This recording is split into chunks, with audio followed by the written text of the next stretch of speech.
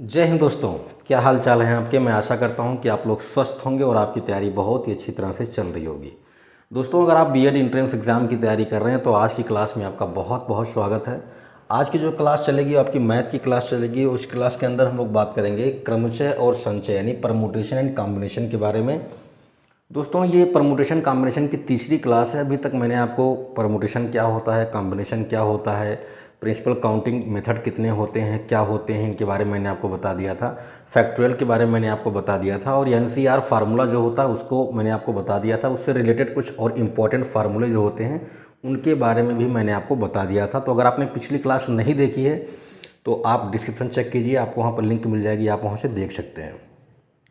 हिंदी की class, GK GS की class, math की क्लास, साइंस की क्लास, जनरल एप्टीट्यूड की क्लास रेगुलर चल रही हैं। तो अगर आपने चैनल सब्सक्राइब नहीं किया है तो कर लीजिए ताकि आपको रोज़ नई नई वीडियोस मिलती रहें। दोस्तों, आज की जो क्लास होगी आपकी वो कॉम्बिनेशन बेस्ड होगी, यानी इस क्लास के अंदर हम लोग कॉम्बिनेशन यानी संचय के कुछ इंपॉर्टेंट क्वेश्चंस करने वाले हैं। और आज की क्लास में जो हम लोग क्वेश्चन करेंगे वो बिल्कुल सिंपल क्वेश्चन होंगे, बिल्कुल जीरो से स्टार्ट करेंगे। मैंने कहा था कि पहले हम लोग आसान प्रश्नों को हल करेंगे, आसान चीज़ों को सीखेंगे, उसके बाद हम लोग धीरे धीरे एडवांस लेवल पर जाएंगे। ठीक है, तो आज की क्लास में मैंने जो क्वेश्चन लिए हैं वो बहुत सिंपल क्वेश्चन है और सारे क्वेश्चन एग्जाम में आपके पूछे गए हैं। ठीक है, ऐसा नहीं कि एग्जाम में केवल टफ क्वेश्चन ही आते हैं, बहुत इजी क्वेश्चन भी पूछे जाते हैं। तो बिल्कुल आप दिमाग में बिठा के मत चलिएगा कि केवल टफ क्वेश्चन एग्जाम में आते हैं, ऐसा कुछ नहीं होता। बहुत आसान क्वेश्चन आपके एग्जाम में आते हैं। और अभी आप देखेंगे कि जो क्वेश्चन मैंने आज सेलेक्ट किया है ये क्वेश्चन आपके एग्जाम में पूछे गए हैं, प्रीवियस ईयर एग्जाम्स में पूछे गए हैं और बहुत ही सिंपल क्वेश्चन है ना। तो इनको आप बिल्कुल ऐसा मतलब दिमाग में ये थॉट आ जाता है बच्चों के कि कॉम्पिटिटिव एग्जाम देने जा रहे हैं, परीक्षा देने जा रहे हैं, बहुत टफ क्वेश्चन आते हैं, ऐसा कुछ नहीं होता है। ठीक है, अभी आप देखेंगे। दोस्तों, अगर आप क्लास से जुड़ गए हैं तो क्लास को लाइक कर दीजिए, अपने दोस्तों में शेयर कर दीजिए ताकि आपके दोस्त भी क्लास से जुड़ जाएं, उनका भी फायदा हो पाए। आओ स्टार्ट करते हैं बिना देर किए। कॉम्बिनेशन के क्वेश्चन सॉल्व करेंगे। मैंने 4 क्वेश्चंस पहले ही लिख दिया है आपके सामने। आइए इनको हम लोग सॉल्व करते हैं और देखते हैं कितने कम समय में कितने आसानी से क्वेश्चन सॉल्व होते हैं। क्वेश्चन नंबर 1 कह रहा है कि 5C2 का मान होगा 5C2। मैंने आपको एनसीआर का फार्मूला बताया था। देखो, एनसीआर का फार्मूला क्या होता है, factorial n divided by factorial r into factorial n minus r. ये फार्मूला होता है एनसीआर का। अब जिसका भी वैल्यू पूछेगा इसमें फिट कर देंगे, हमारा आंसर आ जाएगा। ठीक है, ये फार्मूला होता है।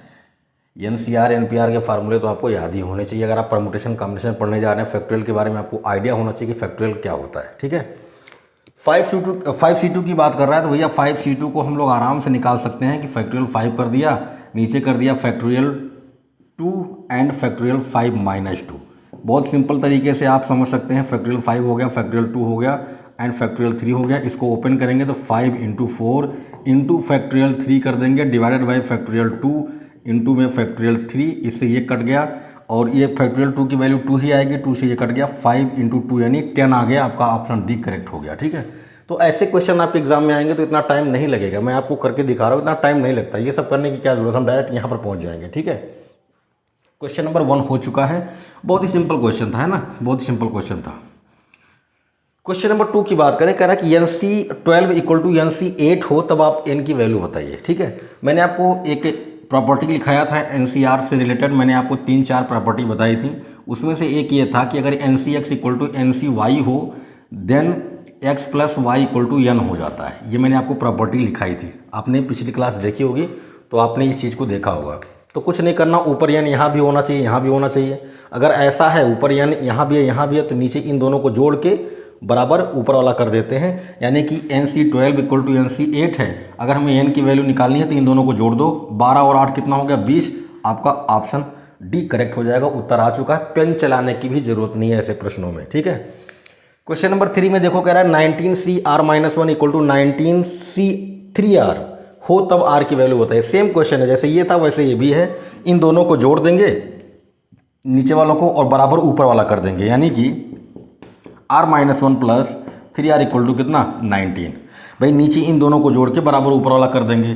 3R और एक R हो गया 4R और -1 को उधर ले जाओगे तो 19 1 और 20 हो गया। R 4 से 20 काट दोगे, R इक्वल टू 5 आ गया। आपका डी ऑप्शन करेक्ट हो गया। अभी तो डी ऑप्शन करेक्ट चल रहा है ना। तो क्वेश्चन नंबर 3 भी हो चुका है। देखो कितने सिंपल क्वेश्चन आपके एग्जाम में पूछे जाते हैं ना, घबराने की बिल्कुल ज़रूरत नहीं, बस आपको प्रैक्टिस करते हुए चलना है। क्वेश्चन नंबर 4 कह रहा है कि यदि NC10 इक्वल टू NC15 हो तब 27 CN की वैल्यू बताओ। कुल मिला के पहले आप N की वैल्यू निकालोगे, जब N की वैल्यू मिल जाएगी तो आप यहाँ पर रख के निकाल लोगे। और N की वैल्यू निकालना बहुत ही आसान है, नीचे वाले दोनों को जोड़ दो, 15 और 10 कितना हो गया 25, यहाँ पर रखेंगे तो 27C25 निकालना है आपको, यानी 27C25 आपको निकालना है। बहुत ही आराम से निकाल सकते हो आप, कहोगे factorial 27 divided by factorial 25 into factorial 27 minus 25, ये हो गया। 27 को आप ब्रेक करोगे 26 इंटू 25 इंटू फैक्टोरियल उल्टा हो गया, 27 into 26 into factorial 25 divided by factorial 25 into 27 में से 25 निकलेगा, फैक्टोरियल 2 आ जाएगा, इससे एक कट गया।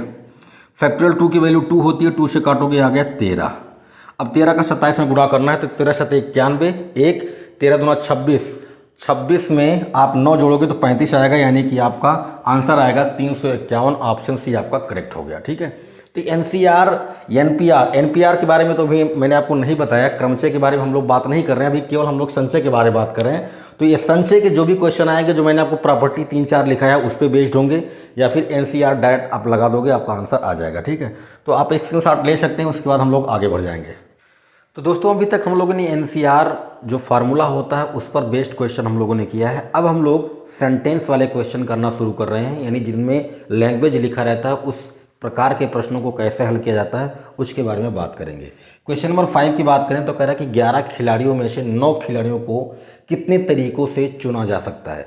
तो भैया कुल खिलाड़ी कितने हैं, 11 हैं, उनमें से आपको कितने चुनने हैं, 9 खिलाड़ियों को चुनना है। तो मैंने बताया था NCR का मतलब क्या होता है कि कुल आपके पास N वस्तुएं हैं, जिनमें से आप R वस्तुओं को चुनने जा रहे हैं। अभी केवल चुनाव की बात हो रही है, व्यवस्थित करने की बात नहीं हो रही है, क्रमशः की बात अभी हम लोग नहीं कर रहे हैं, केवल हम लोग NCR के बारे में बात कर रहे हैं। तो कुल खिलाड़ी 11 हैं, उनमें से आपको 9 को चुनना है। तो भैया कुल खिलाड़ी हो गए 11, उनमें से 9 का चुनाव करना है, तो हो जाएगा 11C9। 11 में से 9 को चुन लिया। अब इसकी वैल्यू निकाल लीजिए, तो वैल्यू निकालना बहुत ही आसान है। फैक्टोरियल 11 हो गया, अपॉन में फैक्टोरियल 9 हो गया, और 11 में से 9 निकल गया, फैक्टोरियल 2 हो गया। इसको सॉल्व करेंगे तो 11 को तोड़ोगे तो 11 आएगा, फिर 10 आएगा, और फिर 9 लाने की जरूरत नहीं, नीचे फैक्टोरियल 9 है तो उसको नहीं ओपन करेंगे, उसको ऊपर वैसे रहने देंगे।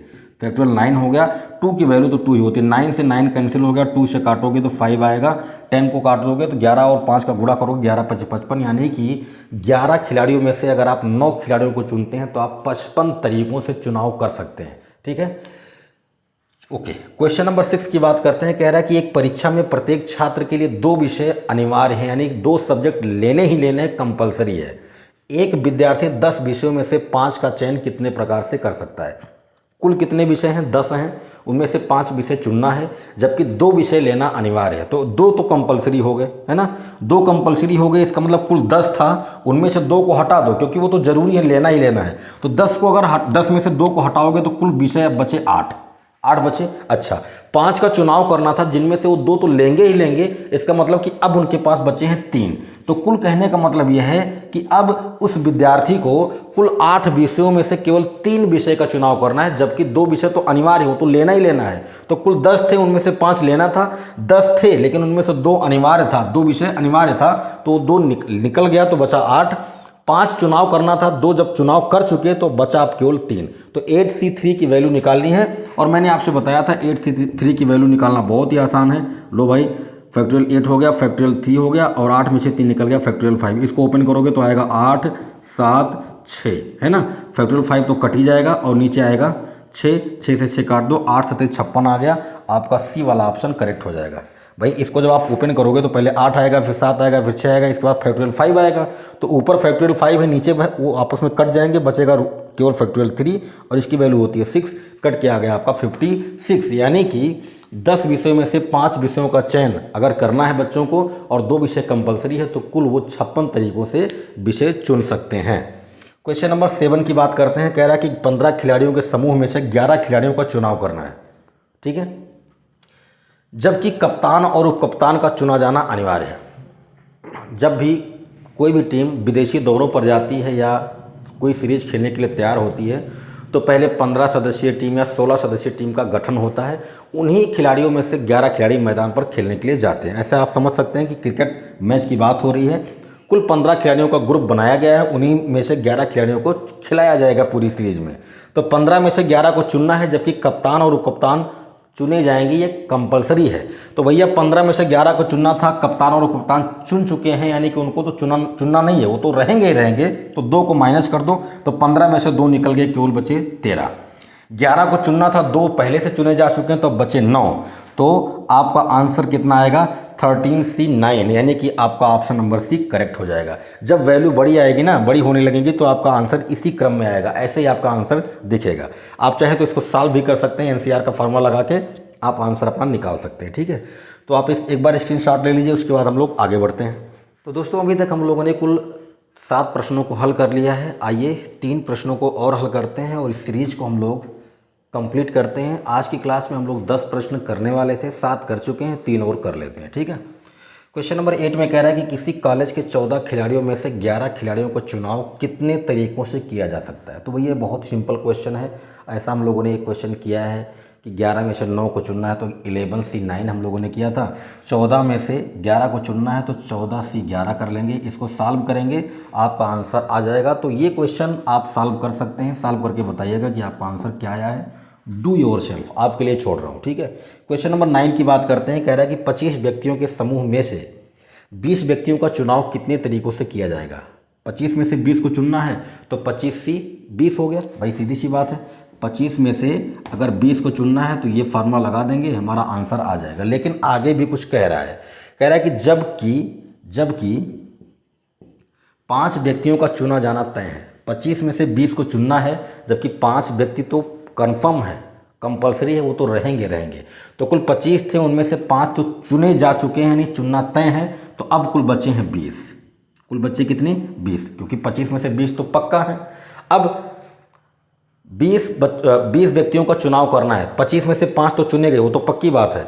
अब 20 का चुनाव करना था, तो 5 चुने जा चुके हैं, तो अब कितने बचे? 15 बचे। यानी कि अगर 25 लोगों में से 20 लोगों का चुनाव करना है, जिनमें से 5 लोग तय है कि वो रहेंगे, तो आप क्या करोगे? 20 में से आप 15 का चुनाव करोगे, यानी कि 20C15 आपको निकालना है। जहां भी होगा वही आपका आंसर हो जाएगा, आंसर सी आपका करेक्ट हो जाएगा, ठीक है। क्वेश्चन नंबर 10 की बात कर लेते हैं। कह रहा है कि ताश की एक गड्डी है ना, ताश की एक गड्डी, इसमें तो गर्मी का मौसम चल रहा है, गांव में बगीचों में आप देखेंगे बैठ के 4 लोग है ना, फेंटते हुए मिलेंगे आपको गड्डी। तो ताश की एक गड्डी से 4 पत्तों का चुनाव करना है। तो आप जानते हैं कि ताश की गड्डी में कुल 52 पत्ते होते हैं, जिनमें से 26 लाल होते हैं और 26 काले होते हैं। जो लाल होते हैं उनमें 13 ईंट के पत्ते होते हैं और 13 पान के पत्ते होते हैं। जो काले होते हैं उनमें 13 हुक्म के और 13 चिड़ी के पत्ते होते हैं। हर एक पत्ते का 4-4 वैरायटी होता है, जैसे 4 इक्के होते हैं, 4 बादशाह होते हैं, 4 बेगम होते हैं, 4 गुलाम होते हैं, 4 दहला, 4 नहला, है ना। हर पत्ते 4-4 होते हैं, यानी कि 2-2 कलर के होते हैं, ठीक है। तो ताश की एक गड्डी से 4 पत्तों का चुनाव करना है, तो 52 में से 4 पत्तों को चुनना है, तो क्या करेंगे? 52C4 कर देंगे। लेकिन आगे भी कुछ कह रहा है कि जबकि गड्डी से इक्कों के पत्ते पहले गायब हैं, पहले से गायब है ना। इक्कों के पत्ते क्या हैं? पहले से ही गायब हैं। तो इक्के कुल कितने होंगे? 4 होंगे। 52 में से 4 पत्ते पहले से गायब हो गए हैं, इसका मतलब कि 4 इक्के नहीं हैं। तो अब पहले 52 थे, अब कितने पत्ते बचे? 4 निकल गए, तो 48 बचे। यानी कि टोटल अब आपके पास कितने पत्ते हैं? 48 पत्ते हैं। और इन्हीं 48 पत्तों में से आपको क्या करना है? 4 पत्तों का चुनाव करना है। तो आपका आंसर आएगा 48C4, यानी कि आपका ऑप्शन नंबर बी करेक्ट हो जाएगा। तो इस तरह के कॉम्बिनेशन के क्वेश्चन आपके एग्जाम में पूछेंगे, बहुत सिंपल क्वेश्चन पूछेंगे, है ना। कुछ एडवांस लेवल के क्वेश्चंस भी हैं, लेकिन आज की क्लास में मैंने ये सोचा था कि मैं आपको बिल्कुल सिंपल, बिल्कुल इजी क्वेश्चन कराऊंगा, ठीक है। तो 10 क्वेश्चन आपने देख लिया, कितने आसान क्वेश्चन कॉम्बिनेशन से आए हैं। परमुटेशन की भी हम लोग बात नहीं कर रहे हैं, अभी कॉम्बिनेशन के भी कुछ एडवांस लेवल के क्वेश्चन हम लोग करेंगे, ठीक है। तो आज की क्लास को यहीं पर रोकता हूँ। क्लास कैसी लगती है आपको, क्लास कैसी लगी आपको, कमेंट के माध्यम से ज़रूर बताइएगा। अगर कोई सुझाव है, कोई टॉपिक पढ़ना चाहते हैं तो भी कमेंट कीजिए। क्लास अच्छी लगी है तो लाइक ज़रूर कीजिए, शेयर कर दीजिए अपने दोस्तों में, और अगर आप चैनल पर नए हैं तो सब्सक्राइब कीजिए और लोगों को जोड़ने का प्रयास कीजिए, ताकि हमारा भी मनोबल बढ़ता रहे, हमें भी अच्छा लगे, ठीक है। मिलते हैं अगली क्लास में, अपना ख्याल रखें। जय हिंद।